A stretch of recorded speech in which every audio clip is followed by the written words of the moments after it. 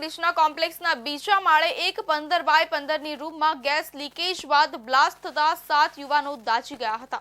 આ તમામને તાત્કાલિક સારવાર માટે સ્મીમેર હોસ્પિટલ ખસેડવામાં આવ્યા હતા। ત્યારબાદ વધુ સારવાર માટે ખાનગી હોસ્પિટલમાં ખસેડવામાં આવ્યા હતા।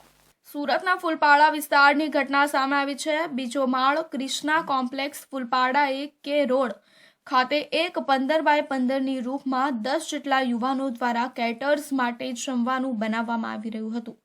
2 ચૂલા પર આ કામગીરી કરવામાં આવી રહી હતી અને આ રૂમમાં 3 જેટલા ગેસ સિલિન્ડર હતા, જે પૈકી એક ગેસ સિલિન્ડર લીકેજ હતો। દરમિયાન કોઈ દ્વારા લાઇટરથી ગેસ સળગાવવાનો પ્રયાસ કરવામાં આવતા બ્લાસ્ટ થઈ ગયો હતો। ગેસ સિલિન્ડર લીકેજ બાદ બ્લાસ્ટ થવાના કારણે લાઇટરથી ચૂલો સળગાવનાર યુવક વધુ દાઝી ગયો હતો, જ્યારે અન્ય 6 જેટલા યુવાનો પર આ આગના પગલે દાઝી ગયા હતા। કુલ 7 જેટલા યુવાનો દાઝી ગયા હતા। ગેસ સિલિન્ડર બ્લાસ્ટ થવાના કારણે રૂમના દરવાજા અને બારી પણ તૂટી ગયા હતા। આ ઘટના અંગે ફાયર વિભાગને મોડી જાણ કરવામાં આવી હતી, જોકે ફાયર વિભાગે પહોંચીને તમામ યુવાનોને હોસ્પિટલ ખસેડ્યા હતા।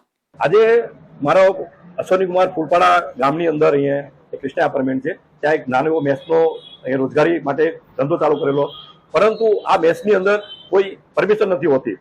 એમાં જે ગેસના બાટલા હોય છે એની બી પરમિશન નથી હોતી। આવા સમયમાં જ્યારે આગની ઘટના ઘટી એમાં ગંભીર રીતે 7 લોકો દાઝી ગયા। આ બેદરકારીને કારણે આજે સુરત મહાનગરપાલિકા હોય કે અહીંનું સ્થાનિક પોલીસ સ્ટેશન હોય, આ તમામ જવાબદારી આરોગ્ય અધિકારી અને પોલીસ સ્ટેશનની છે। સ્મીમેર હોસ્પિટલમાંથી વધુ સારવાર અર્થે તમામ 7 યુવાનોને કિરણ હોસ્પિટલ ખસેડવામાં આવ્યા છે। આ સાથે જ લાઇટરથી ચૂલો ચાલુ કરનાર યુવાનની હાલત ખૂબ જ ગંભીર છે। અન્ય 6 જેટલા યુવાનો હાથ પગ સહિતના દાઝી ગયા છે। દાઝેલા લોકોના નામ અનંત પાસવાન 27 વર્ષનો અને બલરામ પાસવાન, મિથુન પાસવાન, સાગર પાસવાન, બાદલ પાસવાન અને ચંગોરા પાસવાન તથા પ્રદ્યુમન પાસવાન છે।